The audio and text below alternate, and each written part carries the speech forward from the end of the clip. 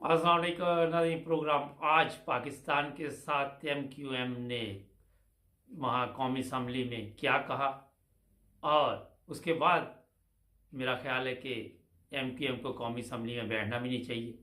सुनते हैं पहले ज़रा, ये बड़ी ज़बरदस्त बातें है जी। मिले तो उसके ऊपर हम थू करते हैं। मैं इनके रवैये के खिलाफ, इनके बातों के खिलाफ मोहब्बत करता हूँ और ये बता के जा रहा हूँ कि इनके होते हुए ना असेंबली चल सकती है ना हुकूमत चल सकती है। ये समझते नहीं है लोगों को। जरा सी एक हकीर चीज के ऊपर क्या जवाब दिए?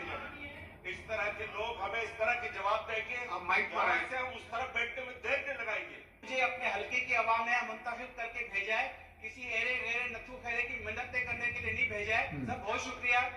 मैं कभी इस तरह आपको तंग नहीं करता, लेकिन मुझे अपने हल्के की आवाम ने मुंतखब करके भेजा है, किसी एरे गैरे नथु खैरे की मिन्नतें करने के लिए नहीं भेजा है।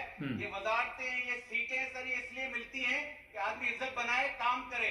ये सीटें पाने के बाद अगर इज्जत भी नहीं मिले तो उसके ऊपर हम थू करते हैं। मैं सर यहाँ एक शख्स मौजूद है जिसकी वजह से मेरे शहर हैदराबाद में वो चीजें नहीं है कि जो हमारी जरूरियात है।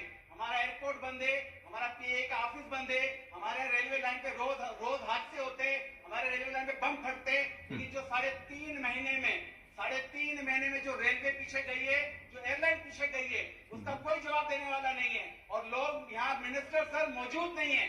मैं इनके रवैये के खिलाफ, इनके बातों के खिलाफ मोहब्बत करता हूँ और ये बता के जा रहा हूँ कि इनके होते हुए ना असेंबली चल सकती है ना हुकूमत चल सकती है। स्पीकर नाज़रीन, ये MQM के जो साहब पीछे आप तस्वीर देख रहे, लेकिन ये मैं आपको बताऊं कि बाद में दोबारा ये सुलह हो जाएगी, क्योंकि इस हमाम में सब नंगे हैं।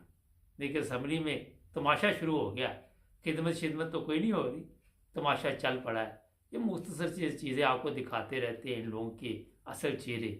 ये अब थूक के जा रहा है, अब थूक के कब दोबारा चाटेंगे, ये है सवाल। तो कर लो सब्सक्राइब।